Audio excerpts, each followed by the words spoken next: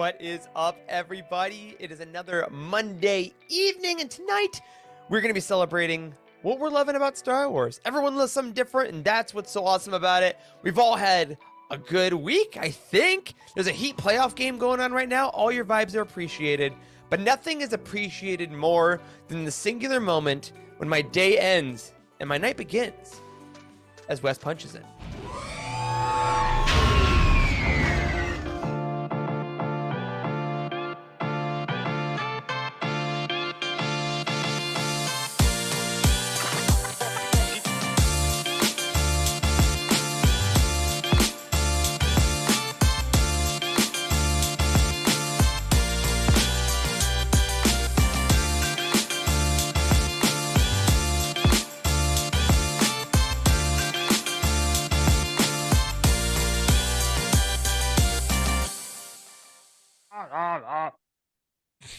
Hello, everyone, and welcome to the Living Force UTD Network podcast, all about what you, yes, you, are loving about Star Wars right now. I am one of your hosts, Eric Eilerson, and joining me tonight on this night of celebration and hopefully playoff victory is the full cast and crew who are not currently on the writer's strike. We are not part of the WGA here at UTD, but we do support them. Starting off, though, is the man in the scrubs, the man with the view. It's Dr. Corey Helton from an unknown location. Hey, buddy. Unknown location, the same unknown location that I frequently appear at, which is Lenore, North Carolina. Hello, everyone. Well, now it's known. I know, now it's known. It's okay. You can come find me if you want. If we have a listener from Lenore, North Carolina, that would blow my mind. If you're a listener from Lenore, North Carolina, you should tell us. And you're feeling sickly. Tell them your hotel room, Corey. Live on the air. Oh, my gosh. 325. Hey, man, if you want to see Corey's hourly rate in person, make sure you schedule a time to get examined. Yeah. Hey, man, how are you? I'm good. I'm glad to be here. I feel like I missed last week, but I don't think I did. Was I there last week? I was here last week. Yes, Corey, you were there. It was around physically or mentally? Oh man! Well, it's because in the week since you came and visited us in Charlotte, and then went I did. back home. That is the biggest change. Yeah, Caitlin and I have been bouncing around the idea about moving to Charlotte, and we dropped everything in the middle of the week and went and visited Eric and Charles, which is hilarious because they only live like an hour and a half away, and it's taken 6 months for us to do that, even though Eric's been there since December. I don't know why it's taking us so long. It's the first thing we said as soon as we went out to eat. We're like, what are we doing? This is right down the road. This isn't so hard. Stupid. I know. Yeah. So anyway, we had a good time. Yeah, well, it was lovely to have you. Obviously, we're gonna have you a lot more as time goes on. But as you said, it was not just you and me and your fantastic wife and my fantastic partner. It was also the other member of the show who is bravely crossing his fingers and his toes as we watch to cheer on the aforementioned playoff Miami Heat. Dr. Charles Hankel, what's up, buddy? It's me. That's right. Tonight I have the game off to the side. So forgive me if I miss a question or two. You know, things might be getting crucial over here to the side, but I'm doing well. I'm also in recovery mode after this weekend. Went to a music festival here in Charlotte on the heels of hanging out with Corey. So it's been a lot of stuff going on recently, and I am not ready for the work week to begin, but I am ready for the show. Well, and see, that's what really matters. I'm gonna start calling you Dr. Charles Himkel. You know, That's right. You're him. Himothy. Himothy. I'm lying to you, Charles. There's only one him on this show, and he is from the deep south. He is from the state that is just frankly bigger than ours. Just geographically, but the heart that's bigger than ours as well. It's Mr. Wes Jenkins. Hey, buddy. Hey, that is a true fact. A true fact. That is a false fact. Yes, Texas is very large, but not as large as Alaska for you Alaskans out there. Okay. What's I going remember on? learning that. I feel like every kid learns that in elementary school, and it blows your mind for a second because maps suck, and Alaska looks like a small piece of Canada. It's like, no, it's really massive. Yes. And another geography lesson. Yeah, and then a weather lesson is it's hot as hell down here.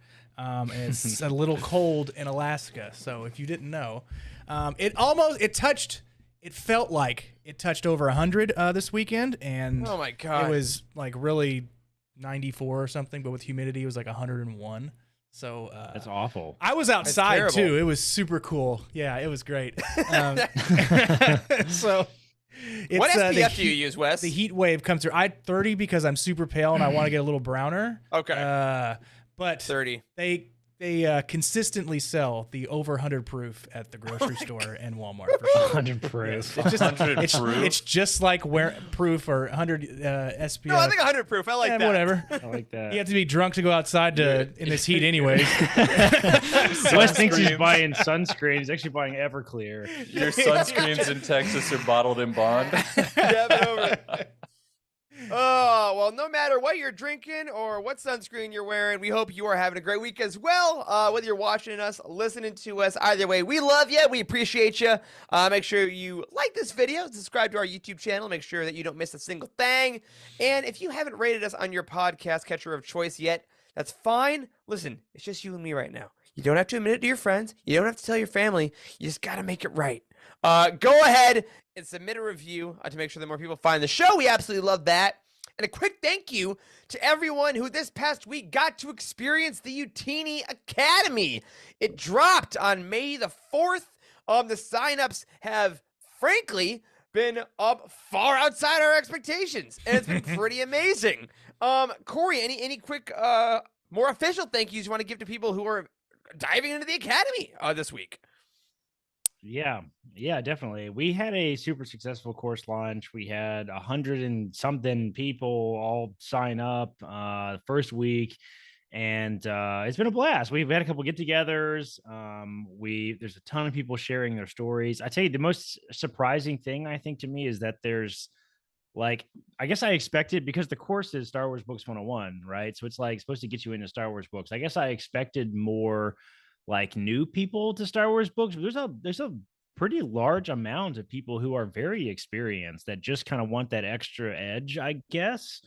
Or maybe they're just doing it to support Utini, or maybe they just want to be part of the community that we have there. But I don't know. It's cool to see folks from kind of all different walks of their book reading journey, I guess. That's been really, really cool. So we've gotten really, really good feedback so far. Everyone seems like they're really enjoying it.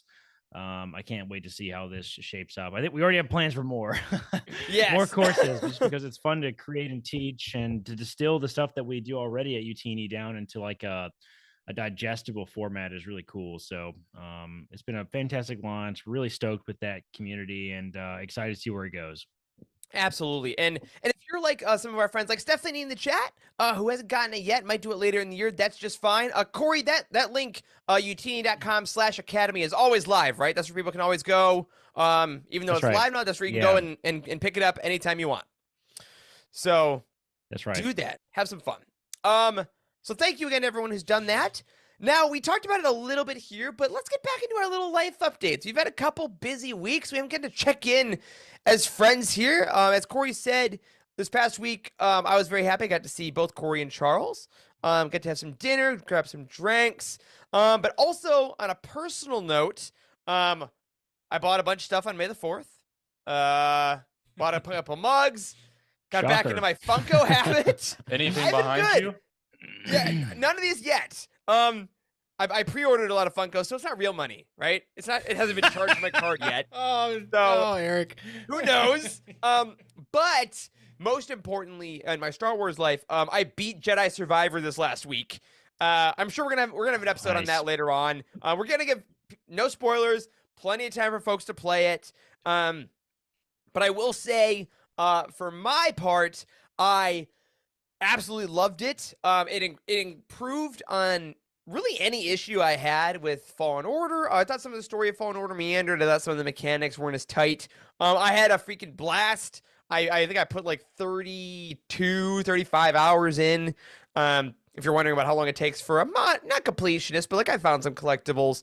But overall, I was just really blown away that Respawn delivered on everything I wanted them to. So, great job to everyone involved in Jedi Survivor. I hope we keep getting more games like this. It was just really, really a blast just to turn off the brain, turn off the world, and just be back fully in Star Wars. And I will be honest, part of that kind of inspired this episode. Because my fire for Star Wars, it had been like simmering on some projects, really got ignited again by Survivor. So That was pretty great for me.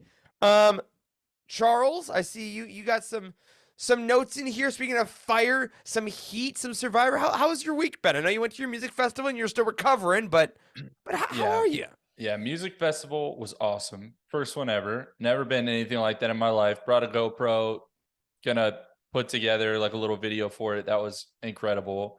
Heat playoffs have been incredible. They are not even supposed to be here in the second round, and they have a chance to go up 3-1 against the Knicks tonight. So that would be great. I started Jedi Survivor last night, and I had a lot of fun with it. I got to tell you guys this. So I'm going to tell the entire audience. I'm going to pretend it's just you. I had to turn down the difficulty almost immediately because I was getting my butt kicked by like the first boss fight. I was like, holy crap, am I bad at video games? And the answer is yes. But I was like, hold on. After I lost for like the third time, I was like, I'm here for the story. I'm really not here to say that I beat this game on any difficulty. So I turned it down. But it's been a lot of fun so far. So that's been cool. And I recently started Path of Vengeance as well to get ready for that roundtable. And I have loved it so far. I've really enjoyed it. So a lot of, honestly, just wow, looking back at my last couple of weeks, a lot of W's there, guys. I'm for real. I'm happy in retrospect looking back at that. It's been a good couple of weeks. That's good. I will say, we mentioned it last week. Our Path of Vengeance reviews are up on utini.com and the YouTube channel. And we did publish my talk with Kevin Scott, friend of the show. Me and Kevin talked about Path of Vengeance, so make sure to check out that interview if you haven't. Also, Charles, I want to say one of the things that I loved/hate about Jedi Survivor was that if you lose enough times, it gives you that tip of like, you can turn down the difficulty in the settings menu. And it's just like, thank you. That's awful. I'm aware. Thank you, game. And it's like, oh no, just like if you want, just if you, I don't know if you're aware, you kind of suck at this. So if you want to make it easier, little baby boy, you can go to the settings menu. Did you know you don't have to suffer while trying to enjoy yourself? After you turn off the game, you get an email reminder. Hey, by the way, do you know you can turn down the difficulty? Like, EA, what in the hell? Yeah. Except the title is, hey, bud. But for real, if you guys turn down your difficulty, everybody. If you like the challenge, that's great. We're getting older. Time is precious. Other than, so that's awesome. I love your dubs as well, Charles. All over life. Corey, you had that great dub of obviously visiting us. Yeah. And now you're back on a little rotation. How else was your week? What were some high points in your week? Yeah, so right before Caitlin and I went to Charlotte, actually sort of what inspired us to go to Charlotte is we did this crazy like hot and cold therapy thing like last week. Yeah. Where you go sit in a sauna and it's like 180 degrees. You do that for 15 minutes and then you take a 60-degree shower and then you get in like, I don't know, like 55-degree, like a big bath, like an ice bath, and stay in there as long as you can, like 60 seconds max. And you do it 3 times. You do rounds or whatever. So you get like 2 hours at this place. And that was weird and awesome and wildly clear-headed. And we went home and we're like, that was great. You want to drive to Charlotte tomorrow morning? So we did. Had a good time hanging out with you guys down there. Outside of that though, as far as video games goes, I have not spent a lot of time playing Survivor. What I have spent a lot of time playing is Fortnite. Yeah, boy. Oh, okay. No. Listen, no build mode in Fortnite is so much fun. And I got into this like a week before Star Wars Day, right? May 4th. And then they announced that they're doing a big Star Wars event. So for the entire month of May, it's like kind of Star Wars themed. And like, I mean, it checks all the boxes, right? It's free to play. There's a pretty low barrier to entry. The matchmaking system is really good. Fortnite is like the most optimized game on the planet. So basically anybody can play it. And I'm playing as a Star Wars character because yes, I did spend real money on it. And we've had a blast. Like I've gotten to play with some of my college friends. A lot of the folks on the team at Utini have played. Eric, you played with us the other night. Yep. JG in the chat. The 3 of us and our buddy Tim. We won like Jacob 3 in a row. Oh, we did. That was it was a hell of a game. Yeah. We think it's because Tim had never played before and he was a brand new player and the matchmaking probably screwed it up, but we don't have to go there. Well, that's only because you even have to say that, Corey. You could have left that out. I'm sorry, Tim. I could have. I'm sorry, Tim. Damn. It's not because he's bad, because you've never even installed the game before. So Yeah, we've had a really good time with been with so Fortnite fun. lately. It's super addicting, and I don't know. It just feels like a different. It feels more accessible. The new build, the no build thing is more Yeah. accessible because it's more just like a plain old shooter, and there's none of this crazy jumping around and shit. And I don't know. We've had a really good time with that. I genuinely think I have more hours in Fortnite in the last 2 weeks than I have in Jedi Survivor, which is pretty hilarious to be Who are honest. you playing as? What character are you? So I bought the Anakin package, so you get to play as Anakin. And he's got like a backpack and whatever, and Ooh, a backpack. Thanks uh, for, I know Yeah. backpack. thanks for that and detail. Anakin backpack, and he has Anakin, a but with holocron. the backpack, He's though. a hammer. He's a hammer as well. It's a funny looking Yeah. kind of Star Wars themed hammer. And I also bought the little. There's a clone trooper pack too, and it gives you the 501st, the Coruscant Guard, and the what is the Kenobi's troopers. 803rd? What is What are the orange ones? Charles, do you remember those? 800 I have no idea. 100 Like, do you like Obi-Wan? 48. I Not think it's that the much. I think it's the 803rd. I don't know. I can't remember. Anyway, somebody will know. But you play as those two, and if you buy the little, there's like a progression, and if you play the progression through the month of May, which is free, then you unlock like a character, like a regular clone trooper, I think. Mhm.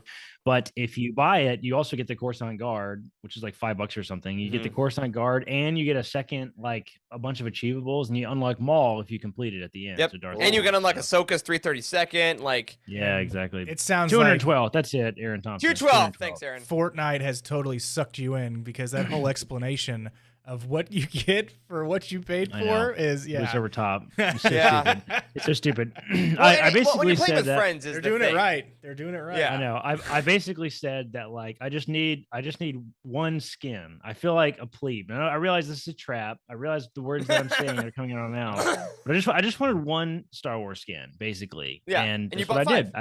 I bought 5. So here we are. Well, if it helps. Speaking of the Anakin's package, I bought Padme. Easy, Eric. To answer JG in the chat, yeah. So I bought the Padme package because I was like, I don't know if I'm gonna buy any. Maybe we'll see if we play. We literally played a match, and then I'm like, hold on, guys. We went out to the lobby, and then me and Tim came both back, bought Padme. Just bought it immediately. Yeah, but also it's because She has a hot mode and a normal Yes. mode. because it's the Attack of the Clones white outfit, and you have the long sleeves. But then you can adjust it, and then it becomes the Geonosian Arena where it's the midriff and the short She sleeve has thing. it ripped? genuinely Yes. yeah, she's jacked. It's a toggleable midriff, like And straight do up. I It's use that version? hilarious. Of course. No shit. Of course you Absolutely. do. Absolutely, I do. She's ripped. I don't know that I've seen anybody actually playing with the regular Sleeves? white shirt. To be Absolutely honest. not. You can't. But yeah, it's really fun. Yeah, I'm worried about spending more money on it, but it's been fun. I'm glad you had because every once in a while you'll jump into our Slack and be like, "Hey, let's get some Fortnite," and it's just a great time to spend like so 3.5 it's so hours. accessible. It's so accessible. Free to play games truly are the future. I hope more and more game companies like get on board with this because being like, especially like something like Fortnite, because it's a big download, but still it's only like 30 or 40 gigs, I think, when you download It's like it the a first fifth time. the size of Jedi Survivor. Yeah, it is. It Jeez. is. So if people are playing and somebody's like, "Hey, I don't have Fortnite downloaded," you can be like, "Well, go install it." And if you have fiber internet, then like we'll play one match and then you're ready to go. So like it works. I love Yep. how accessible it Sounds is. like So- This is like Battlefront 2.5 right now. Yeah, I that's know. literally how it feels. And it's crossplay. I forgot to mention that. Yes, the that's the crossplay big is one. such a game changer because half of us are on PC, half of us are on PlayStation. Tim was on Xbox. I think you play on Yep. Xbox too. I play on right, Eric? Xbox for that one, yeah. Yeah. And you can use Discord, so Battlefront. big Yep, I hope fans. Battlefront does it eventually. That'd be cool. ugh. Battlefront 3 if only. Wes, Go you haven't build played with us yet. Battlefront. I have But not. what else were you doing with your besides melting and not playing Fortnite with us? How was your week? I have not been playing Jedi Survivor. I purchased it, okay, so I downloaded it, and then I heard there was a patch, so you had to download that. I haven't downloaded oh, the yeah. patch yet. On PC? You're on yeah, PC, right? Right. On Saturday, my girlfriend Bethany, her high school coach retired, and we got invited to a brewery where he had his little retirement party, and it's an old grain silo, like 10 minutes from my house, and they just converted it into a brewery. Hell so yeah. They have That's pretty cool. and this past week they had Star Wars themed beers. I forgot. I think one was called Hop Solo. You know, 'Cause I said Han Solo. Oh. And All then right. they had like a bunch of themed glasses. I think it was the owners of that brewery were on the glass and on the T-shirts, and they have these tins and they have all kinds of stuff. I was like, damn, this place is pretty accessible. Might have to go back. It was really neat, but it was also 100, so kind of took the fun out of it. In a grain silo. Was this an air conditioned grain silo or No. Okay. They had fans, I guess. There was a breeze. It was nice. But after that, went to a friend's engagement party that evening. So had a good time meeting up with some friends that I haven't seen in a while. So it Nice. was good catching up. Love that. Yeah. Nice. I love Drink that, beer. man. Good social week for us. I'm feeling good about that. I hope that everyone listening, hey, you know what? Use this moment. Are there some friends that you've been wanting to see for a while, but you haven't, and you've been like us, where like, oh, we'll get to it eventually or something? Shoot off that text tomorrow. Go for a drink. Go for dinner. They're probably free. They probably are. And go if see you your pay, friends. they'll It's always say a good time. yes. More So you than sound like likely. Delilah on the radio. Do you guys know who that is? Delilah. I know. Hey there, Jesus. Delilah. There's a I know famous radio Delilah S. announcer Dawson. in the South that is on a bunch of different radio stations. Sometimes they're Christian, sometimes they're not. And she's like, you know what? She gets really close to the mic and she goes, just call that person in your life. You know what that person is you've been thinking a lot Oh my about, God. and they've been on your mind lately. Just reach out and say hello. You never know where that's going to lead. It could just add so much value to your life. She just talks like this in the radio. Wow. Oh, And then man, she's somebody like, knows. and now for some more Snoop Dogg. That's right. Gin Yeah, and juice. All right. Let me. Well, here I'll tell you this. Multiple people in the chat have recognized who Delilah Everyone knows. is. Oh my god! Everyone knows Delilah, and I know for a I'm fact all telling these you. people live in different places. That's hilarious. All right. Well, here we'll do this next segment. Like here, Wes, if you want to pull in. Sure. All right. I want to take a second here to say a quick thank you to everyone over at patreon.com/utini for helping us out here. And if you've been wondering when you're going to jump on the Patreon bandwagon, tomorrow, jump on that. Send that message. Make that deposit. And join our members to get everything that Patreon can give you, including exclusive shows and content. But really, just thank you all for helping us out, and keep an eye out because we got a Patreon event coming your way at the end of the month.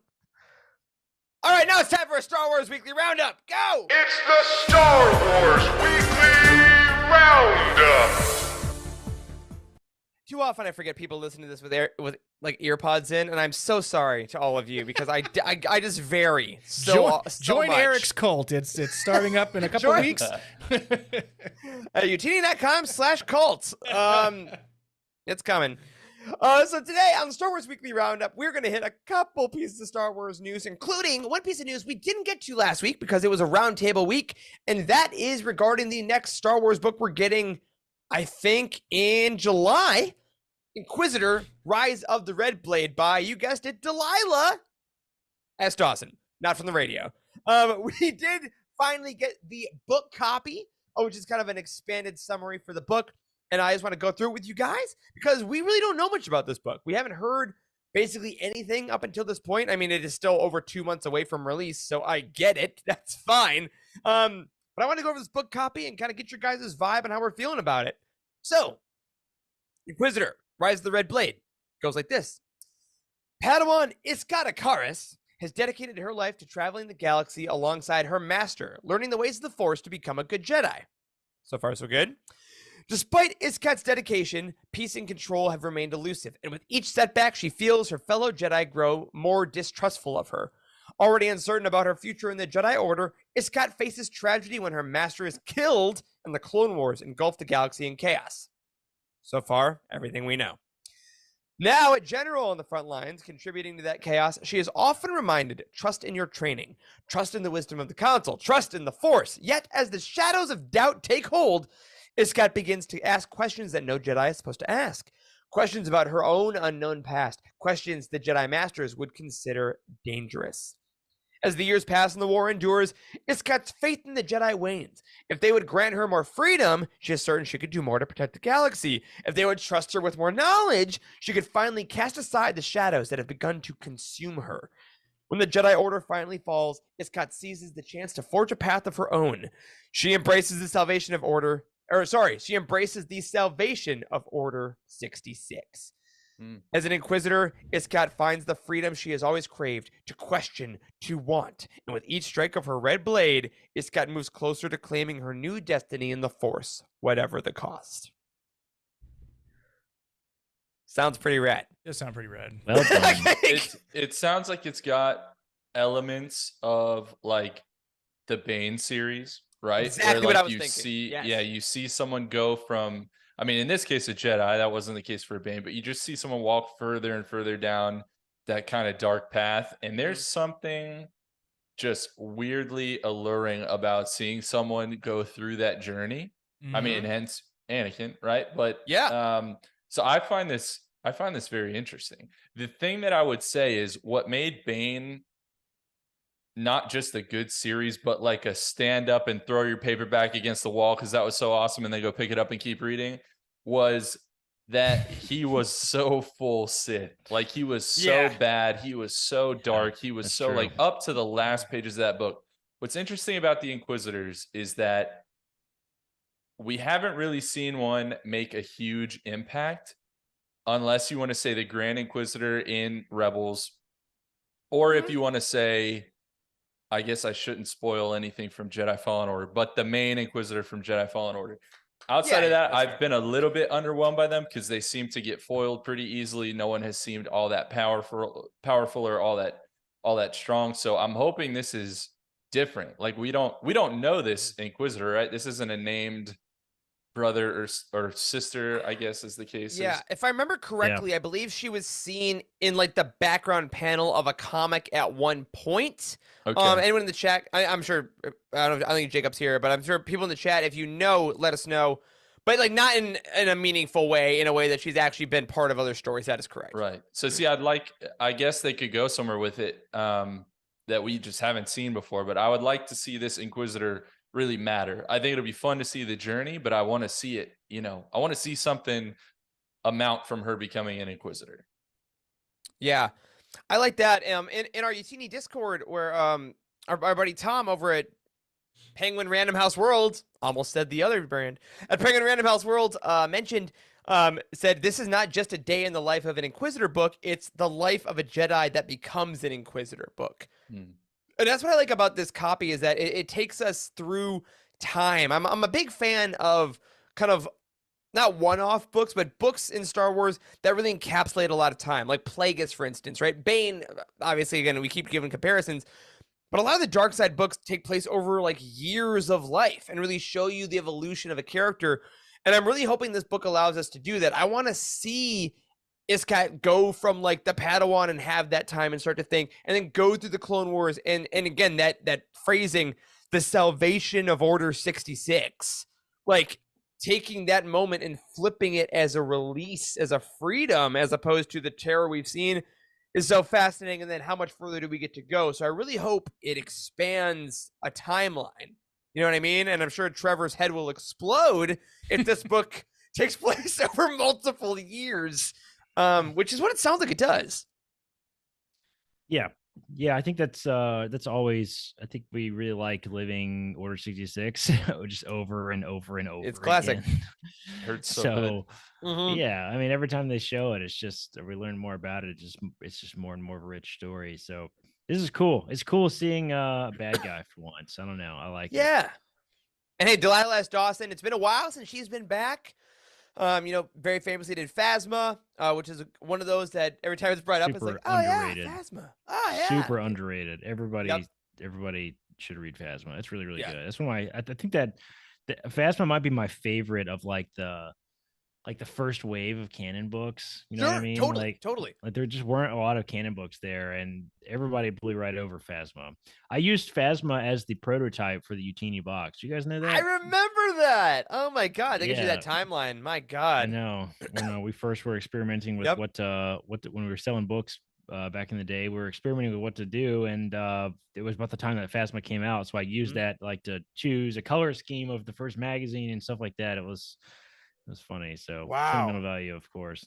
I I remember hadn't all even read that. it either. That's the funny part. I hadn't read Phasma at that point. I just used it. I was I lucky. used it as a marketing tool. Yeah. I don't think I read it for like a year after that. I was like, I should probably read this.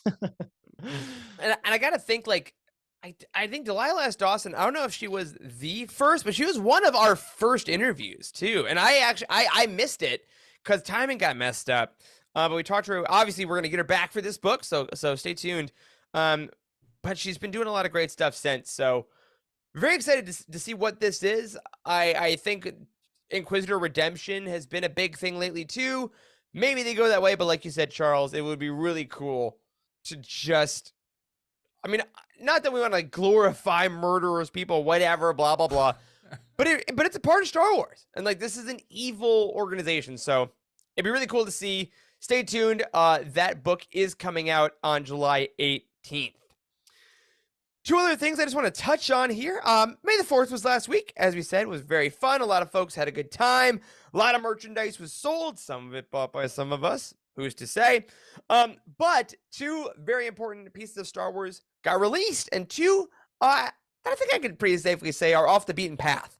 Number one was season 2 of Star Wars Visions, and the other was the first chunk of season 1 of the Young Jedi Adventures, all on Disney Plus. And these are animated projects that, for kind of very different reasons, may not touch the usual Star Wars crowd. We talked about Star Wars Visions Volume 1 back when it was released, way back in the day. And I know we've all been busy, but I want to ask you guys, has any of you guys touched Visions Season 2 yet in the last week? It like just came out. Not yet. Nope, not me either. Fair. I had to schedule. I literally had to put it in my work schedule to watch them. I watched the first 4 before work on Wednesday, and I will say, a lot of folks I've been seeing online and stuff agree. Let us know in the chat if you agree. I think as a whole, the average is higher than season 1, and I like season 1 a lot. But I think the animation specifically in season 2 is just on another level. It's all crazy different from each other. You know, season 1 we had a lot of like anime-esque, really cool stories, but some of them were decently similar. Season 2, each studio is really taking their own way with it. They're all completely different from each other, and I'm just really enjoying the stories. Again, I think we'll do a deeper retrospective of it once we all have time to kind of watch it, check it out a bit. But it's been really heartening to see everyone kind of really fall in love with it. And even within our team, we've had a lot of folks that have already finished the whole thing and ranked them, and the rankings are all different, which is also super fun. So I'm really looking forward to watching the end of season 2. And I will say, I'm going to go out on a limb and say that you guys didn't wake up at 6 a.m. and watch Young Jedi Adventures on Wednesday. Am I right? Am I right? How dare you assume that we're not willing to do that? I mean, You're not a pediatrician. But that's kind of rude to assume. I started it it. either. I started the first episode, and we talked about the trailers for it when it came out, right? When we were watching the trailers and the shorts, and we're like, well Nubs. done, they know their audience. That's Nubs. all I know about it is Nubs. Nubs Honestly, Nation. that's all you need. Nubs Nation is strong. That's fair. I saw them when I was scrolling through the channel guide. Young Jedi Adventures was on Disney Channel and Disney XD, I think, on both. Oh, like, great. They kept showing it like Good. back to back. So they're out there in the wild in the network, actually, instead of just a streaming network. Good. Get all the money. Because I will say, I started watching the first one. I was a little busy, and I had to go because these shows, I will say, know exactly who their audience is, as we assume they did. And if they're not for you, that's okay. They're fun, animated shorts. The voice acting is fun. The animation's really solid. And I have seen a lot of people on Twitter and online showing pictures of like their kids being like, oh, this is their first ever Star Wars. Yeah. And I'm like, I never thought about that. Because my dumb brain is like, oh, if you know what High Republic is, then you'll watch it. No, these are probably children will, Eric. Will watch the cartoon. I think that's so fun. It's their introduction to Star Wars. Isn't that crazy to think about? Like, we have so much content now, and like the first introduction to Star Wars could be this show. Yeah. And this is the age group. Like, can you imagine? I just can't imagine what will, like, a lot of these fans, all these kids will grow up to be Star Wars fans. Like, what is it going to be like? Like, they're just going to be like, when they realize that they can watch Star Wars, they're going to freak out because there's so much of it. Well, I think it's going to be funny. You know, in Empire, when Luke lands on Dagobah and he's like, oh, you seek Yoda. Yeah, I'm looking for this great warrior. these kids are going to be like, oh, it's from my show. That's Yoda. Why doesn't he know who Yoda is? And then he That's starts hilarious. wrestling R2D2 for a granola bar, and they're like, "What happened to this guy?" Where's Kai He steals that. Brightstar? He steals that sausage link out of Luke's like little breakfast tray thing that looks disgusting. Yeah. You know what I'm talking about? Give me that. Oh Food yeah, looks so absolutely. gross. But I think that's I just know. so fun, I love and I will say, even if you're an adult, I shout out to our buddies Alex and Molly Damon over at Star Wars Explained. They did a really great video this weekend about can you enjoy Young Jedi Adventures if you are an adult. So go check that out. I think Alex made some really great points about it. Again, not every Star Wars is gonna be for everybody, as we're talking about all the time. But if you want to throw it on, have a good time. And the final thing I want to highlight as far as free Star Wars content is this Saturday was Free Comic Book Day, where you can go to your local comic book shop, pick up some legitimately no strings attached free comics, and while you're there, maybe spend a little money to support the shop. But most importantly, we got an issue of the young, oh my gosh, no, the High Republic Adventures. It's phase, wave, all the words suck. The High Republic Adventures, and this was important in Free Comic Book Day because this is the Phase 1 kids.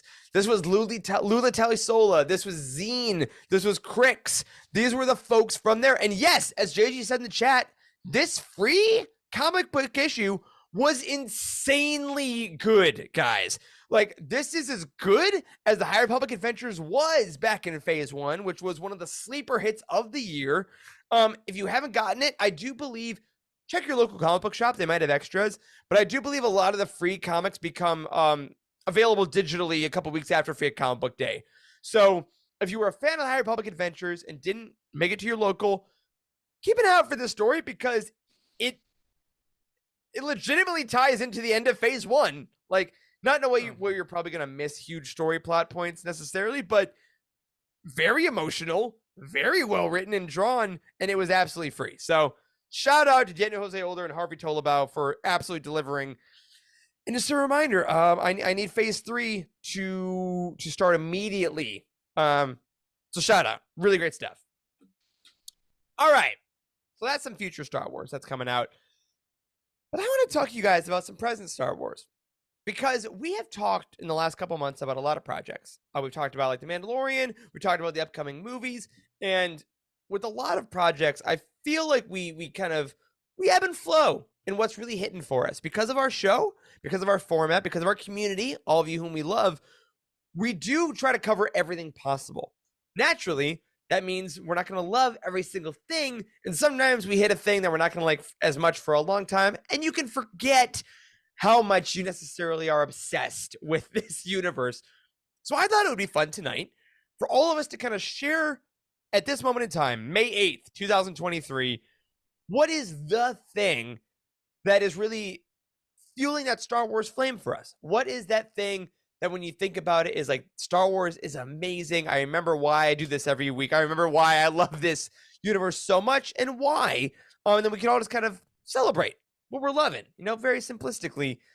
And given that I do believe it's halftime at the moment, Charles, I'd love to start with you. Get me while I'm spot. good, right? Get me while I can still pay attention. All right. So this may not come as a surprise to anybody who has watched more than 5 episodes of this show, but I am a massive Obi-Wan Kenobi fan. And so what I chose to talk about tonight was the Disney Plus Kenobi series. Now, why is that? I thought about a lot of different things, by the way. I messaged you guys about these things. I thought about the High Republic. I thought about Visions, even though I haven't watched season 2 yet. I thought about Jedi Survivor, even though I just started it last night. But there were good reasons to pick all of those things. But when it came down to it, I tried to think about what was I most excited about in recent memory, and it was still that series. And what's interesting is it wasn't, I don't think, the best made series. I don't think it was the best written series, but I do think far and away it was the most exciting series for me. And it's because it brought back something that was so important to me. And yes, partially, that's actually Ewan McGregor as Obi-Wan Kenobi, but it was just like this incredible love letter to everything that had come before. Because I think that a lot of times with these type of stories, it's always about like, and then what happened, and then what happened. It's like the drive-through scene in Dude, Where's My Car?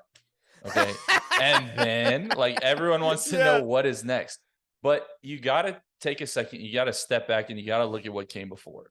And this series was such a love letter to the prequels in particular, which for I know all of us and a lot of people listening was Star Wars to us at a certain point. I mean, that was the first time that a lot of us remembered going to the theater, with our friends or with our parents or whoever it is, and watching these movies and really falling in love with the Star Wars galaxy.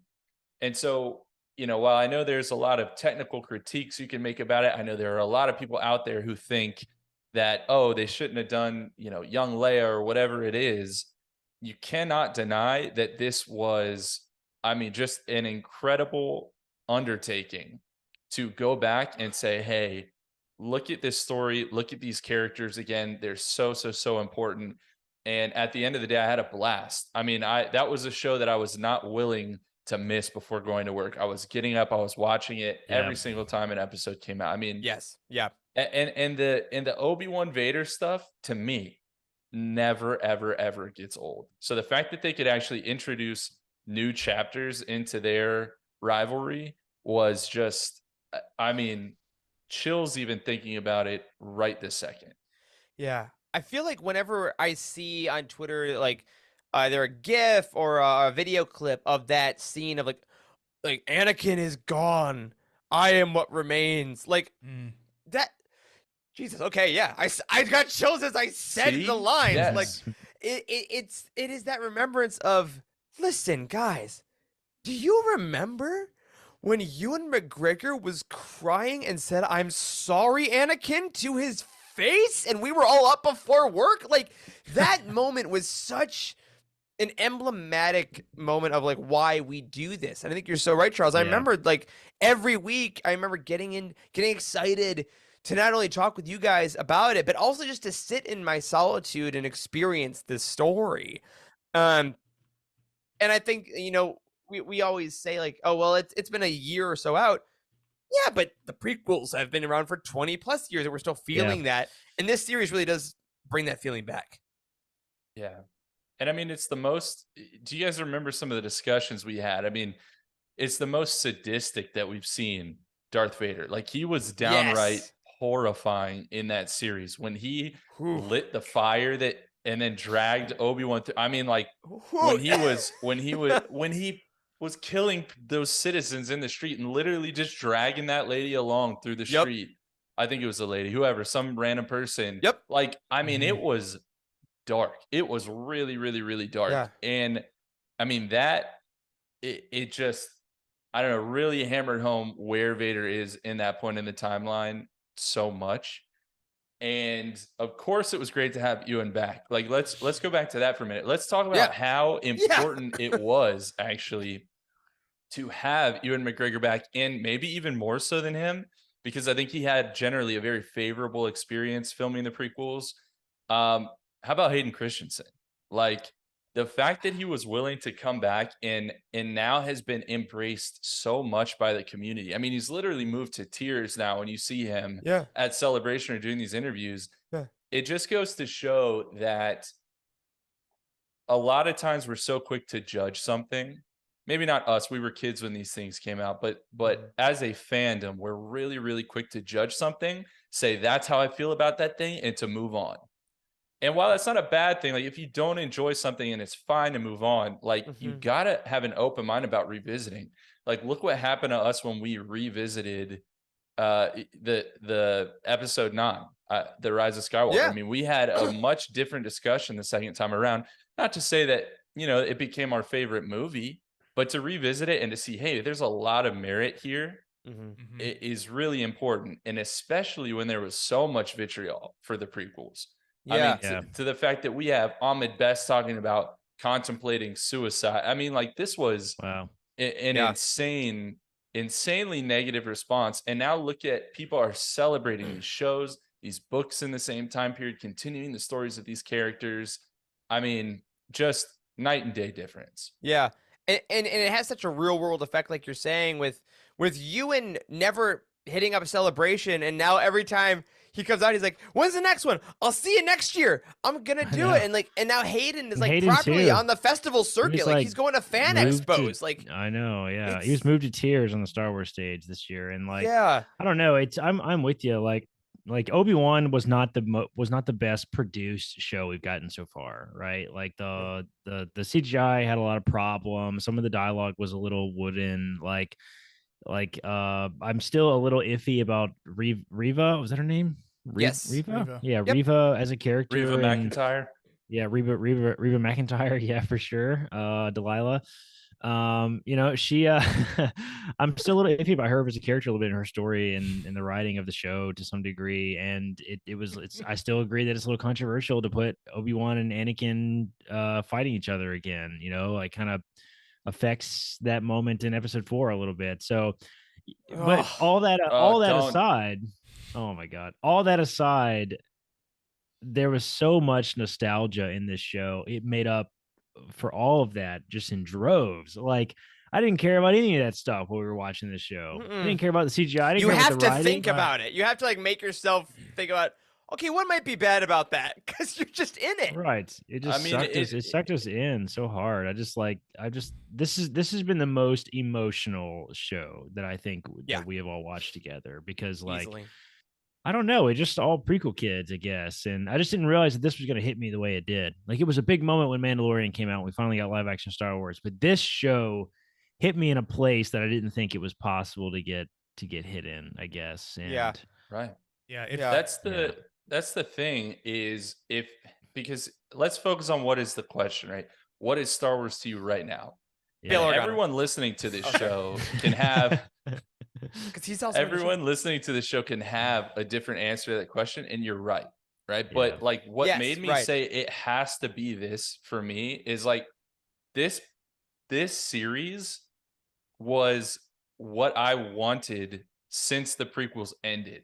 You know what I mean? Like, it was like Yeah, that pipe yeah. dream that I was like, never gonna happen. Okay, cool. I know. And then I remember where I was when Ewan McGregor came out on the stage and said that he was back. Like, I broke my lamp. You guys remember that? Yeah, I do remember Yeah, that. she's like, Ewan, are you going to play Obi-Wan Kenobi? And you couldn't even Again. hear her say. You couldn't even hear her say Kenobi. Like, Yeah. Right. are you gonna play Obi-Wan? And then Obi-Wan. the crowd drowned her Again. out. Like, And then that's he how just it- goes, yes. And like, I I know. also remember exactly where I was because I watched it on Yeah, a me too. phone. Exactly. I did too. I watched on a phone in the apartment that I was in at the time. Yeah, in residency. But it's like, Yeah.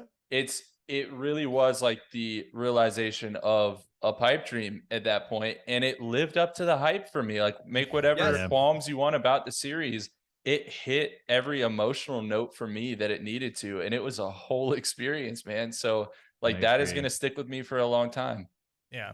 Mm. And it finally solidified the Anakin Skywalker as the man and Darth Vader in the suit as the same person. Yep. So that's kind of what I remember saying. Like, if I can see Anakin like in the suit with the helmet off, that's gonna help me a lot. But this like went above and beyond what I wanted. I mean, Yeah, like it half did. his face in the bat. I mean, it was great, and the voice, half of his voice as a human, and half of his voice as the like animatronic vocoder. So Sensational. fantastic! Absolutely. That was such a great piece to put into that show.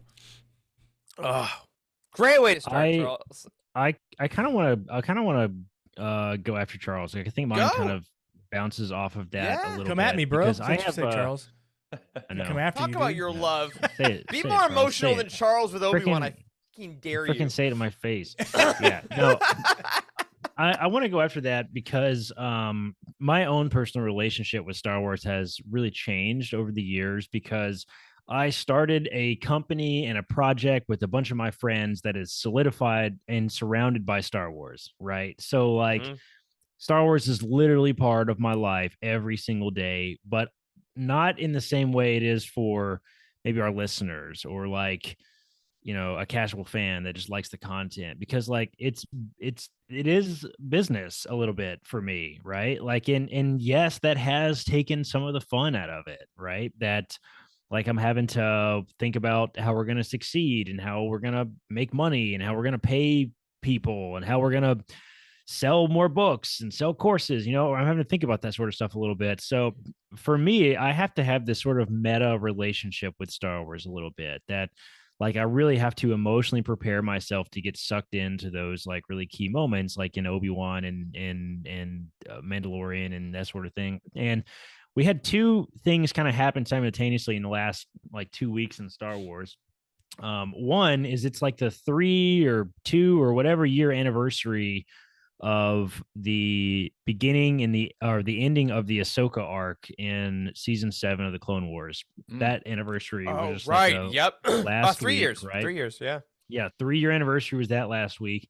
Wow. And this is completely accidental, I'm sure, but and they put Return of the Jedi back in theaters, like select theaters and stuff. And this has all been in the last week. And this is this really beautiful meta experience that I have with Star Wars, is because like it's not necessarily the content itself that got me so excited about this. It's just like seeing multiple generations be able to experience that childlike wonder and sense of nostalgia like at the same time against about content that's literally decades apart in creation, yet seeing something like the anniversary of X, the anniversary of this show or this movie, like it still hits you just as hard, but like it depends what age you saw that in, right? So it was just so cool seeing all this footage resurface of like people reacting to Return of the Jedi, like when they walked out of the theaters. You guys seen those videos floating around? Like yeah.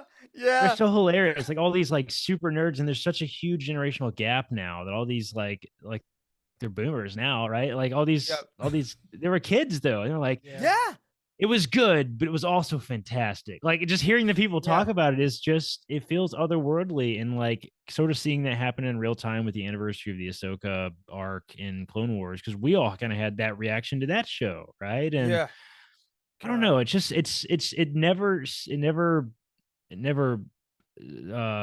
stops astounding me that like Star Wars is just so multi-generational, and that like so many different people can experience this same thing and get different values from it. And like I think that's why I still like doing this every single day, is because like it's not just about enjoying the content anymore for me. It's about making sure everybody else is able to find something they can enjoy. And like getting prequel kids reaction to Obi-Wan, like that is like, it feels like that's my mission, is to like get everybody to be able to have that sort of experience about something. And I think that is what Star Wars is to me. It's this multi-generational, culturally important, like human experiment about media consumption is what Star Wars is. And it's just so incredible seeing little kids at celebration and seeing the grandparents like going to the movies with their grandkids. And like I just freaking love that about Star Wars, that it's just so many different people in so many different places in their life stage are able to experience the universe. And it's cool. It's cool. It was cool seeing those two projects, kind of the anniversary of those projects, kind of be backed up against each other. So I think that's one of the cool things about Star Wars that the community as a whole really embraces is the legacy of it. There's a reason we ask every single interviewee that we have about their legacy, because we think that that's such a cornerstone of Star Wars. And when people talk about the Star Wars community, sometimes that gets conflated with the online Star Wars community or the toxic Twitter. YouTube, that's what they're talking about a lot of times, right? YouTube, TikTok, whatever it is. Like that's it. But you're so right. The community is everyone that was at Celebration. The community is every family that watched Clone Wars together. The community is everyone that went to an AMC to see Return of the Jedi, whether for the 40th time or the first time. And you're part of the community. It doesn't matter what you've consumed. You're part of the community. If you've consumed Star Wars content, you're part of the Star Wars community. And that's a crazy thought. Like what percentage of the Earth's population has seen a Star Wars? Like It's probably pretty damn It's high, high. to be honest. It's very high.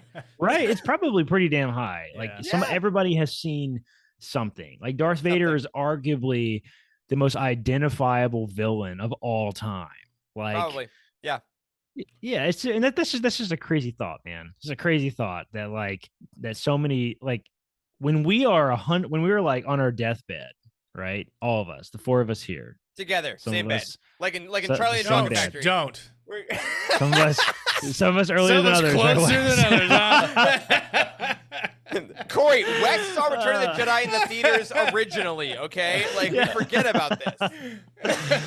We're all going to be old and decrepit and demented in a nursing home one day. And people are still going to be watching Star Wars, guys. Yep. And that is an insane thought. Like, we are what they like- grow beyond.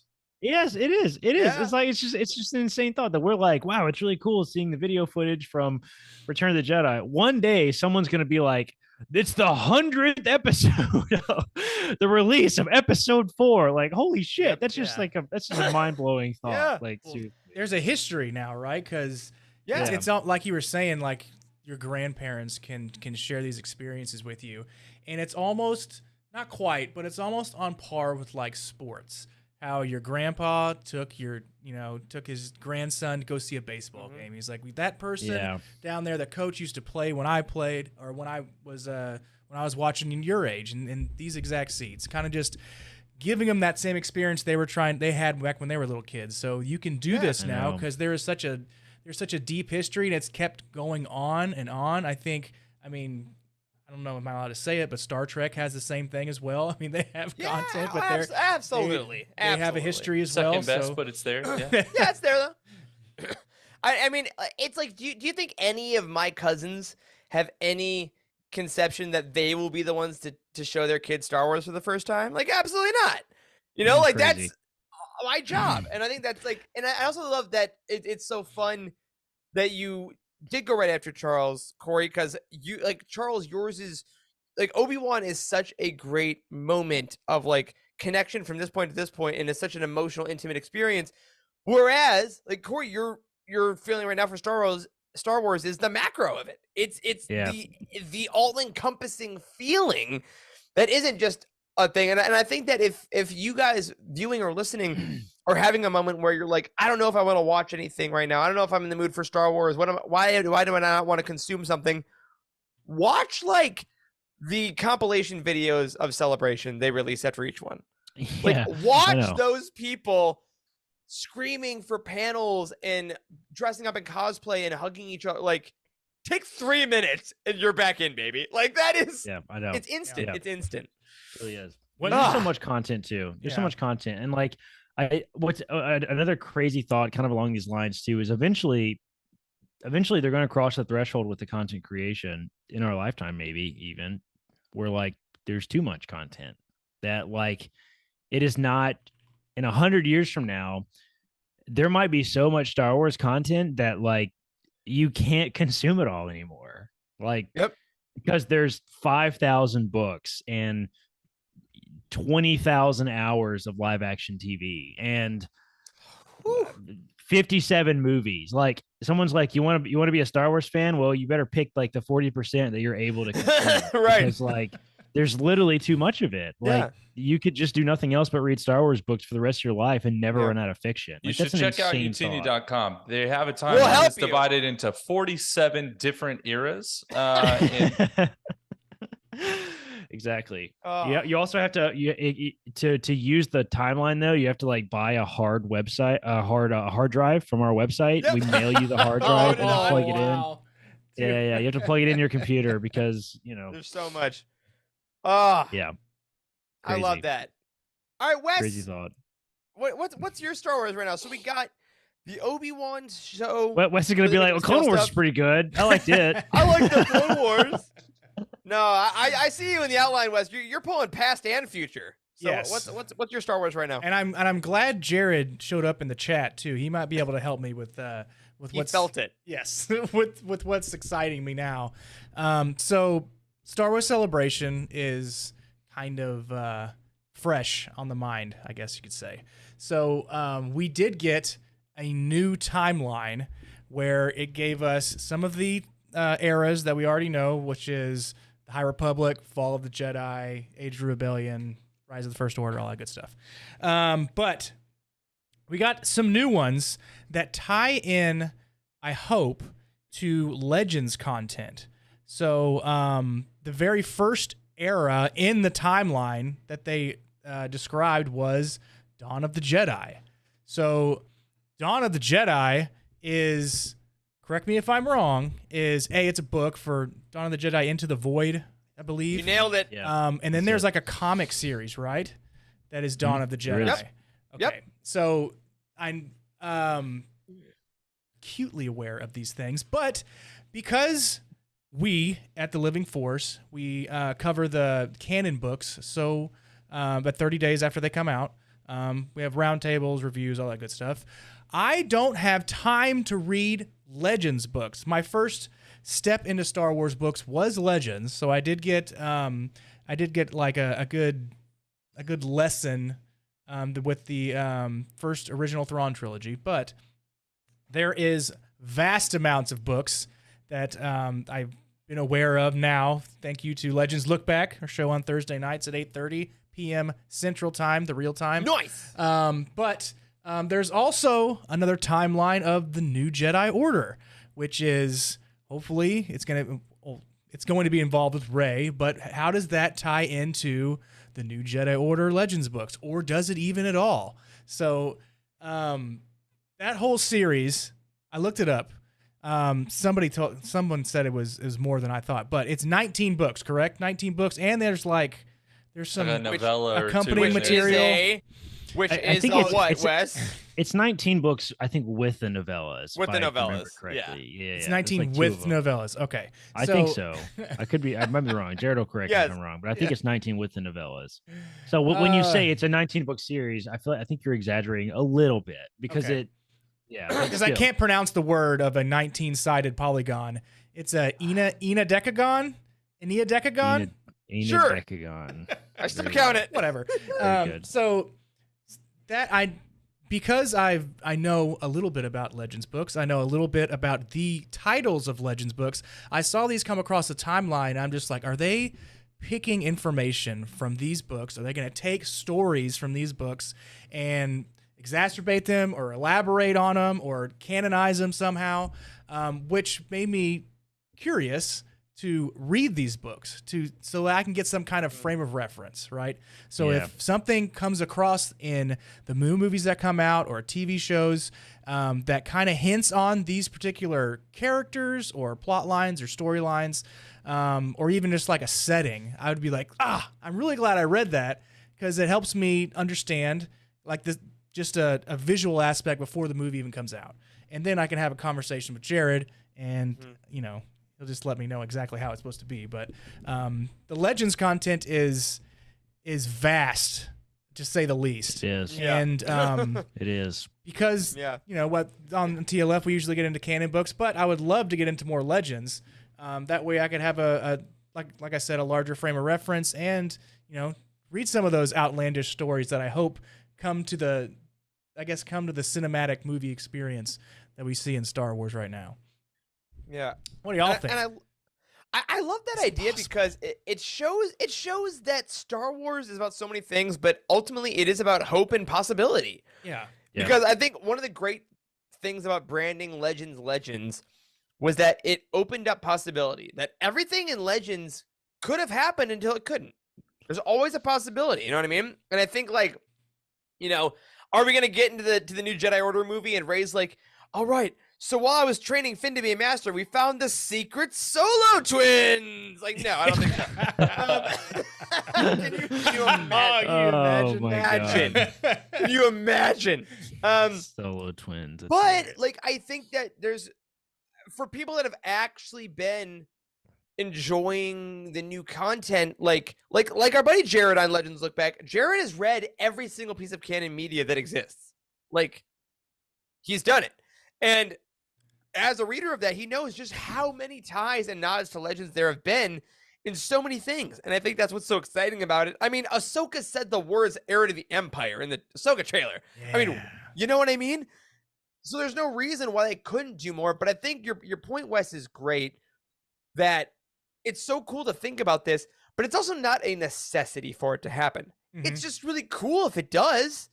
And I think that's Yeah. the balance to strike that makes it all really exciting for me, at least. And it's showing you that if there was that wall between canon and Legends with Disney, that they have started chipping away at that, broke it down, whatever you want to call it, and they can actually bring some of those ideas over to canon and use them, and then give the author or the creators some of that credit for creating that information that would be great canonized.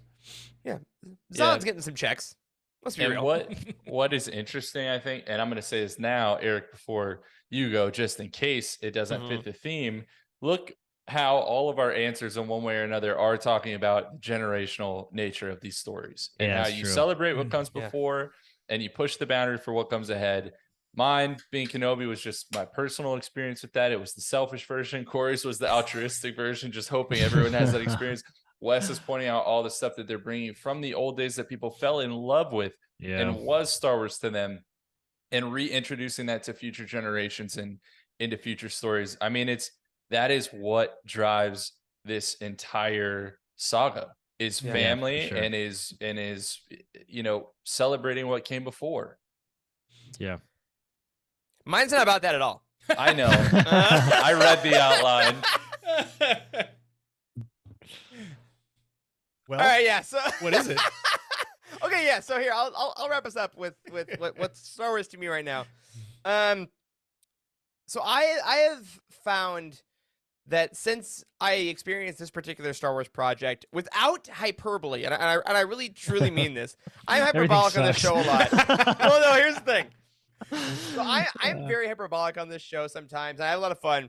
In the most earnest way, this project I'm going to talk about, I think, is the most well-crafted, well-executed piece of Star Wars media I've ever experienced, and one of the best pieces of media I've had in my life as a whole. And it has maintained its fire since it came out. And if you've ever listened to this show, you know immediately that for me, I'm talking about Andor. Andor what? Andor season 2, I guess. I don't know. Andor this, Andor. Damn, Charles, you No didn't just beat Andor. that. No That was Andor. great. No Andors.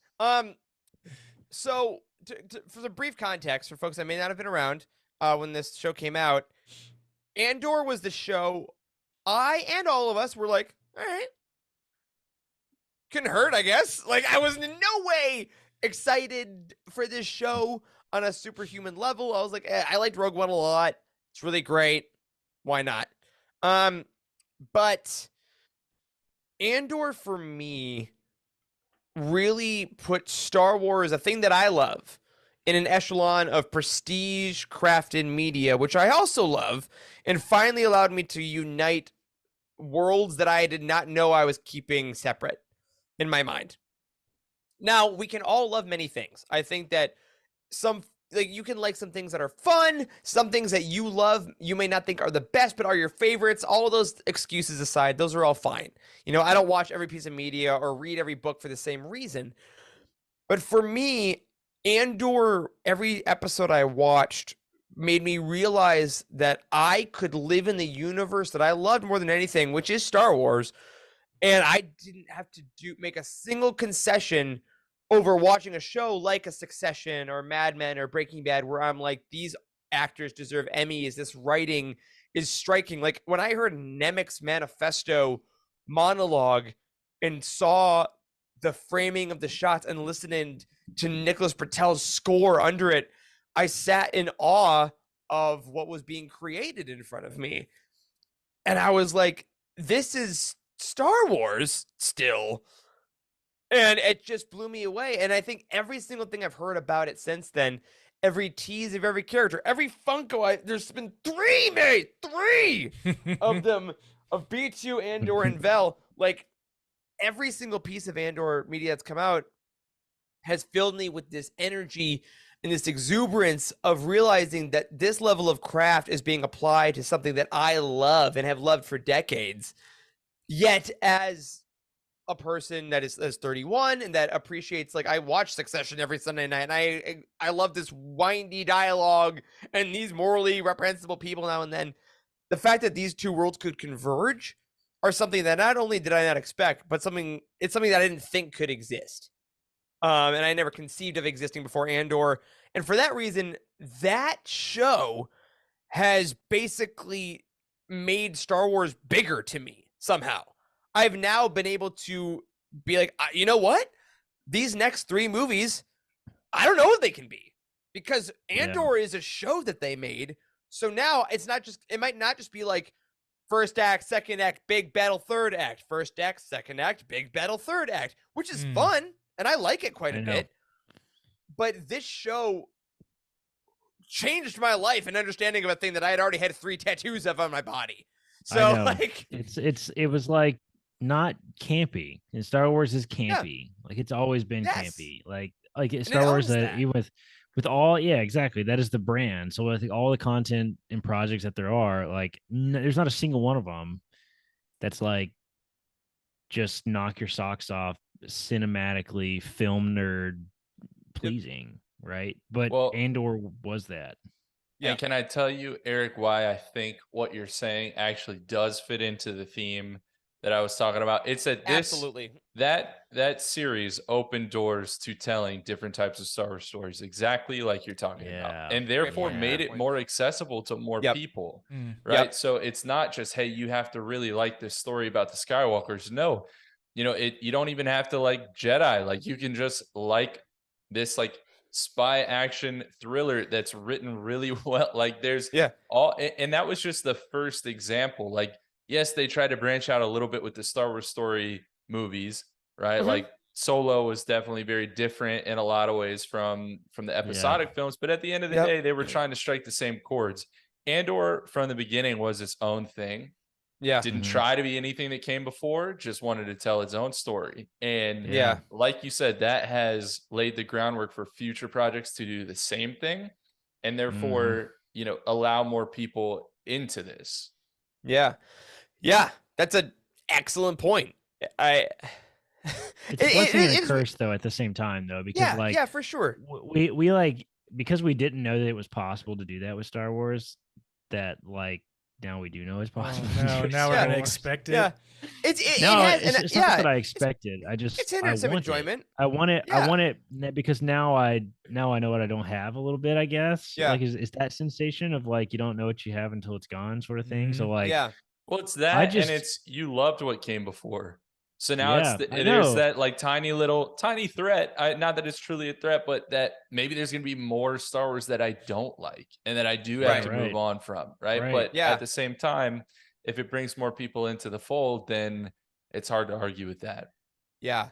And I think that's the key, is that, my love of, because there's a lot of people out there that, loved Andor, that have taken Andor as an excuse to hate a lot of things very vocally. And I think that, who would hate that is Diego Luna and Tony Gilroy, like, who made Andor. That's not the point. Now, has my love of Andor been so high that in retrospect or subsequently have other projects not really hit that same level and not giving me that joy? Yeah. And that's why for this episode, Andor is my Star Wars right now. Like that's hitting me. That's bringing me to a 10 out of 10. And others might give me to like a 6 or a 7. And that's okay. That's fine. We watch and read everything. If we didn't, maybe I'd be a little more selective about it. But that 10 out of 10 for me doesn't make anything else dimmer. It just makes it brighter. And I think that's also what Andor has taught me, is that I can love this so much, and how wonderful that is. That just pure and simple, Charles, you talked about, we didn't miss a single Wednesday morning waking up for Obi-Wan. That's how I felt for Andor. Every single morning, I set an alarm to go to the gym. 8 times out of 10, I do not go. I hit a snooze and I just keep going. I set an alarm for Andor. I was up before the alarm went off every single week. I was up. I got the coffee. I was on the couch. I didn't care how much sleep I got because I was getting the new chapter of this. And that was the thing that got me. And I think for everyone watching and listening, there is something in Star Wars that is that for you, that gets you on the couch or that gets you excited, gets you on YouTube. Whatever it is, there is something that you can't wait to consume or talk about And whatever that is, if you haven't felt it in a while and you really want to, it's out there. It absolutely is. It's not even like a try to find it. It's a guarantee.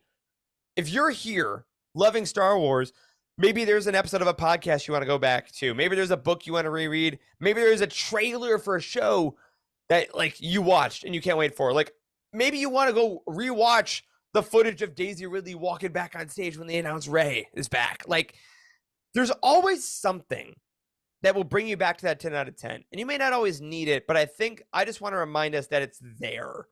You know, maybe I'm going to go watch the Eye episode again and just remember that visual of them flying through the stars on Aldhani. Maybe I want to go watch the Narkina 5 stuff again and watch that speech from Kina Loy and Luthen Rail. Like maybe you want to go see Dr. Quadpaw perform surgery without gloves. Without gloves. Licks his finger.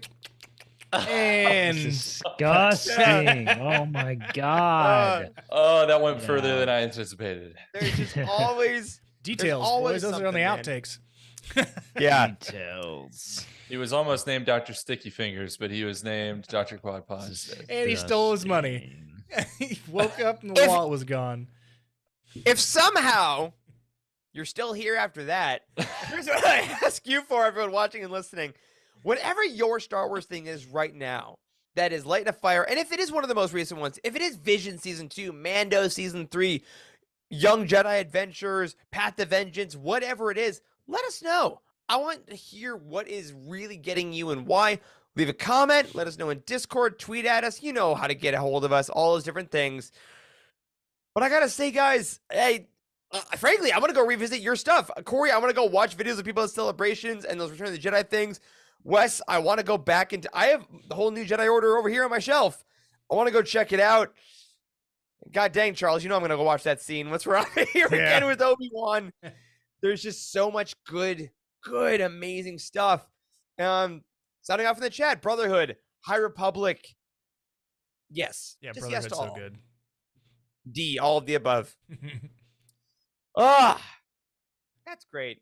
Thank you guys for playing along. Thank all of you for hanging out and supporting this. Quick note, next week, I won't be here. I'm going to be traveling back from Batuu itself. That's right. I'm going to Disney World next weekend for a little bit. So stay tuned for that. I'll be posting updates and stuff. Going my first time at Batuu East, they call it. I've been to Batuu West before, so I've never been. Here's the vibes I need from y'all. Apparently, so there's this drink you can get, which is calf, right? Cold brew calf on Batuu with Cocoa Puffs in it. But if they get rid of the Cocoa Puff, or they run out of Cocoa Puffs, they put Oreo pieces in it. I need all of you just to hope that they run out of Cocoa Puffs for me, because I cannot wait.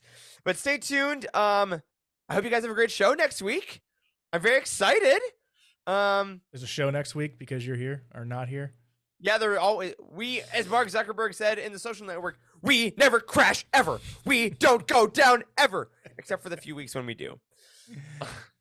But on that note, I'll be with y'all next week as an audience member, because that will do it for this week's episode of The Living Force. If you support us on Patreon, thank you so much. If you support the Utini Academy, thank you so much. We hope you're enjoying all the resources over there. A special thank you to Brian Julie, Earl Q, Carl Sander, and Zach W. on our Jedi High Council, and James T., Ashley Ingalls, Colton Fife, and Chris Carrizo on our Alliance High Command. You can find us on Twitter. I'm at Eric Eilerson, Corey is at Corey M. Helton, Charles is at C. Hankel, Wes is at Boss Wes. A special thank you to Matt Davenport, our amazing editor, Ryan, our graphic designer extraordinaire, and Wes, our producer and community manager. Thank you to Corey, Charles, and Wes for potting with me tonight. Thanks to all of you for hanging out. And as always, may the Force be with you.